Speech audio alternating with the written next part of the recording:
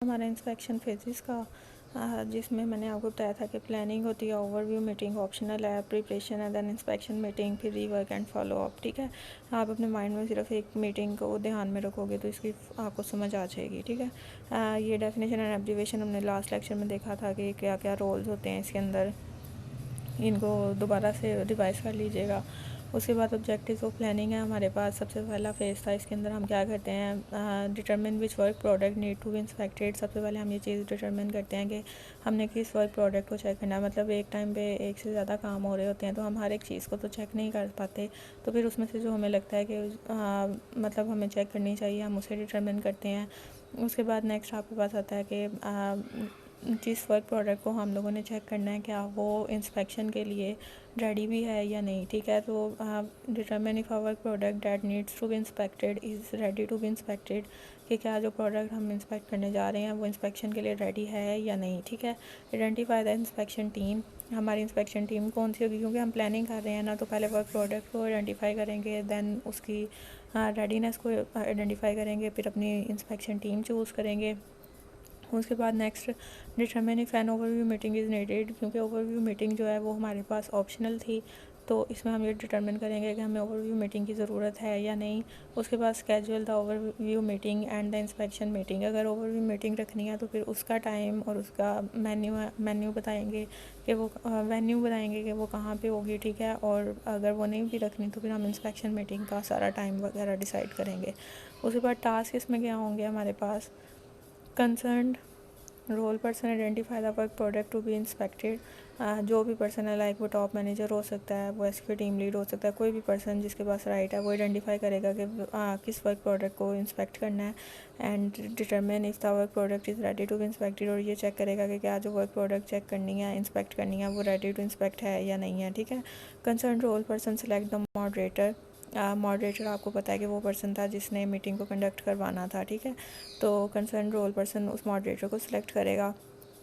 Once the moderator has been selected and has accepted the assignment. जब आपके moderator ने मतलब उसको आपने सेलेक्ट कर लिया, उससे आपने एग्रीमेंट कर लिया कि तुमने ये मीटिंग कंडक्ट करवानी है, then project manager and moderator select inspection meeting.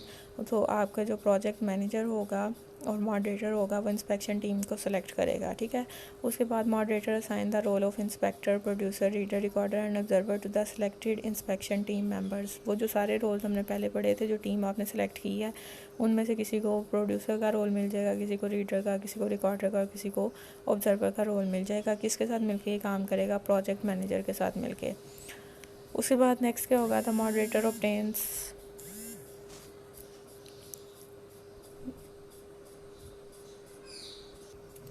उसके बाद नेक्स्ट होगा कि जी आपका मॉडरेटर जो है वो आपकी टीम मेंबर से कमिटमेंट लेगा कि आप इस काम को करने के लिए, इस पर अपना टाइम लगाने के लिए रेडी हैं या नहीं है। ठीक है, उसके बाद इन सम केसेस आपको अप्रूवल जो है ना वो उनके जो भी टीम के मेंबर आप सेलेक्ट करते हो उनके मैनेजर से लेनी पड़ती है।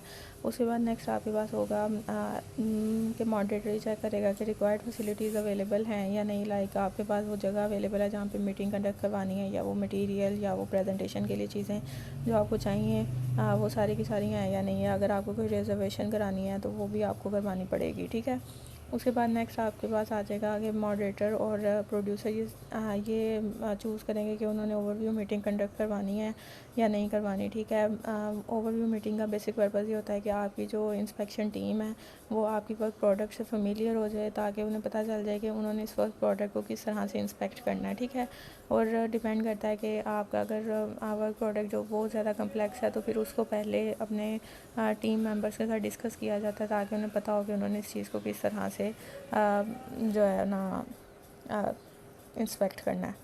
उसके बाद नेक्स्ट क्या होगा, moderator and producer identify the review material. Review material को आइडेंटिफाई किया जाएगा कि किस चीज़ को इंस्पेक्ट करना है, कौन कौन से मटेरियल होने चाहिए। ठीक है, और फिर उस रिव्यू मटेरियल को डिस्ट्रीब्यूट कर दिया जाएगा सारे टीम मेंबर्स तक। ठीक है, उसके बाद उसमें उस रिव्यू मटेरियल में स्पेसिफिकेशन ऑफ वर्क प्रोडक्ट होगा कि आपके वर्क प्रोडक्ट के अंदर क्या क्या स्पेसिफिकेशन होनी चाहिए, उसके अंदर क्या क्या चीज़ें होनी चाहिए जिसको आपने चेक करना है। चेक लिस्ट बनाई जाएगी और स्टैंडर्ड्स बताए जाएंगे कि इस वर्क प्रोडक्ट को आपने इस स्टैंडर्ड के तहत चेक करना है। ठीक है, the specification of work product are generally the output of the previous phase. Like आपने प्रीवियसली डिज़ाइनिंग की थी, तो डिज़ाइनिंग जो है वो अगले फ़ेज़ इम्प्लीमेंटेशन फ़ेज़ की क्या मतलब डिज़ाइनिंग एक आउटपुट थी जो कि अगले फ़ेज़ की क्या बन गई थी, इनपुट बन गई थी। And are needed to verify the work product to be inspected, ठीक है, आपको उसे चेक करने की ज़रूरत पड़ेगी। उसके बाद नेक्स्ट आपके पास आ जाएगा the moderator schedule meeting and distribute review material. Moderator जो है वो मीटिंग स्केड्यूल करेगा और जो भी रिव्यू मटेरियल है उसको डिस्ट्रीब्यूट करेगा, ठीक है। मॉडरेटर का काम क्या होगा कि उसने कम्युनिकेट करना है कि डेट क्या होगी मीटिंग की, टाइम क्या होगा, लोकेशन क्या होगी, इंस्पेक्शन टीम तक उसने सारी बातें पहुंचानी है एंड गेट्स देयर कमिटमेंट, और उनकी कमिटमेंट लेनी है। If an overview meeting is held the moderator can distribute the review material during that meeting. और अगर ओवरव्यू मीटिंग होती है तो फिर वो पहले से नहीं देगा उनको मटेरियल, बल्कि जब वो आपकी ओवरव्यू मीटिंग हो रही होगी तो वो उस टाइम पे उसको मटेरियल को डिस्ट्रीब्यूट करेगा। यहाँ पे कुछ गाइडलाइन है। Guideline for selecting working products है। Deciding what to inspect is not easy, क्योंकि हम हर चीज़ को चेक नहीं कर सकते, तो आपका इसमें टाइम ज़्यादा लगता है, आपकी कॉस्ट लगती है, इसलिए हमें उस चीज़ को चेक करना है जो कि हमारे लिए बहुत ज़्यादा इंपॉर्टेंट है। So deciding what to inspect is a crucial task, ठीक है। सारी चीज़ों को चेक नहीं कर सकते, वो एक्सपेंसिव है और नॉट रिटर्न डिज़ायर रिजल्ट्स, और आपको डिज़ायर रिजल्ट्स नहीं मिलेंगे, ठीक है। उसके बाद उसे कहता है कि जी अर्ली लाइफ साइकिल के जो प्रोजेक्ट होते हैं ना, मतलब अर्ली लाइफ साइकिल के जो फेजेस होते हैं वो ज़्यादा क्रिटिकल होते हैं और सबसे ज़्यादा डिफेक्ट्स आने के चांसेस भी उन्हीं में अंदर होते हैं। मतलब अगर शुरू में कोई डिफेक्ट हो गया, लाइक आपने रिक्वायरमेंट्स गलत सिलेक्ट कर लिया और उसी के बेस पे अपना प्रोजेक्ट बना दिया, तो इसका मतलब ये है कि वो मल्टीप्लाई हो जाएगा, मतलब बहुत ज़्यादा उसका इफेक्ट होगा। इसलिए as compare to the later stage, जो अर्ली स्टेज की प्रोजेक्ट्स आर्टिफैक्ट्स होते हैं ना, वो बहुत ज़्यादा इंपॉर्टेंट होते हैं। तो artifacts produce in analysis and design phase are strong candidate for the inspections. उसके बाद नेक्स्ट आपके पास आ जाता है the decision regarding other work products to be inspected shall be left to the quality assurance lead and project manager, ठीक है। बाकी ये दो चीज़ें एनालिसिस और डिज़ाइन फेज तो लाजमी चीज़ है ना। उसके अलावा अगर आप लोग चाहो वर्क प्रोडक्ट को चेक करना, तो वो आप project manager quality assurance lead मिल के डिसाइड कर सकता है कि उन्होंने किस चीज़ को इंस्पेक्ट करना है। Inspection as well as walk through should be documented in quality assurance plan. इन दोनों चीज़ों को आप लोग क्वालिटी एश्योरेंस प्लान के अंदर जो है वो डॉक्यूमेंटेड करते हो। उसके बाद नेक्स्ट आपके पास आ जाता है guideline for inspection planning. Planning में normally quality assurance team member is assigned as a moderator, ठीक है। जो क्वालिटी एश्योरेंस का ही कोई बंदा एज अ मॉडरेटर होता है, मीटिंग का मॉडरेटर आपको पता है जिसने मीटिंग रखवानी होती है, ठीक है। All inspection team member should be trend on inspection process. सारे मेंबर्स की ट्रेनिंग हुई होती है कि उन्होंने इंस्पेक्शन किस तरह से कंडक्ट करनी है। In case moderator is not selected from quality assurance team, quality assurance team member is invited to all the inspection meeting, ठीक है।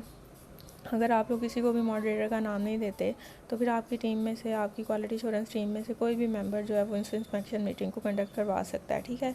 The minimum number of roles required for inspection is 3। Minimum आपको 3 लोग चाहिए ही होंगे अपनी meeting के लिए, moderator, producer जिसने काम किया होगा, और इंस्पेक्टर जिसने इंस्पेक्ट करना होगा, ठीक है। उसके बाद वो ये कहता है कि ये जो रोल्स हमने पढ़े थे, ऑब्जर्वर, रिकॉर्डर, रीडर का, वो एक पर्सन एक से ज़्यादा रोल भी प्ले कर सकता है, ठीक है। An inspection team member can be assigned several roles. Generally producer is one of the inspector and moderator may be an inspector also, ठीक है। जो प्रोड्यूसर है वो भी एज ए इंस्पेक्टर काम कर सकता है और मॉडरेटर भी एज ए इंस्पेक्टर काम कर सकता है, ठीक है। उसके बाद आपके पास आ जाता है overview meeting. Overview meeting optional है। अगर मॉडरेटर प्रोड्यूसर को लगे कि इसकी ज़रूरत है तो वो इसको कंडक्ट करवाते हैं, और ये इसलिए होती है कि आपकी वर्क प्रोडक्ट से फेमिलियर हुआ जाए कि आपने क्या चीज़ इंस्पेक्ट करनी है और complexity of the work product के बारे में पता चल सके। ऑब्जेक्टिव यही है कि वर्क प्रोडक्ट को जो आपने इंस्पेक्ट करना है उसको एक्सप्लेन किया जाता है, उसके रिव्यू मटेरियल को डिस्कस किया जाता है, और इंस्पेक्टर को प्रिपेयर किया जाता है कि उसे इंस्पेक्शन मीटिंग में किस तरह से उस रिव्यू मटेरियल को चेक करना है और उसके अंदर से डिफेक्ट्स को फाइंड आउट करना है, ठीक है। उसके बाद नेक्स्ट आ जाता है आपके पास preparation. Objective of preparation phase is to prepare for the inspection meeting by critically reviewing the review material and the work product, ठीक है। आपने इसके लिए प्रिपरेशन यानी कि मेंटली तौर पे प्रिपेयर होकर आना है कि आपने इस रिव्यू मटेरियल और इस वर्क प्रोडक्ट को किस तरह से चेक करना है। अब इसमें टास्क क्या क्या परफॉर्म करना है। Inspectors review checklist and internal standards and convention before reviewing work product.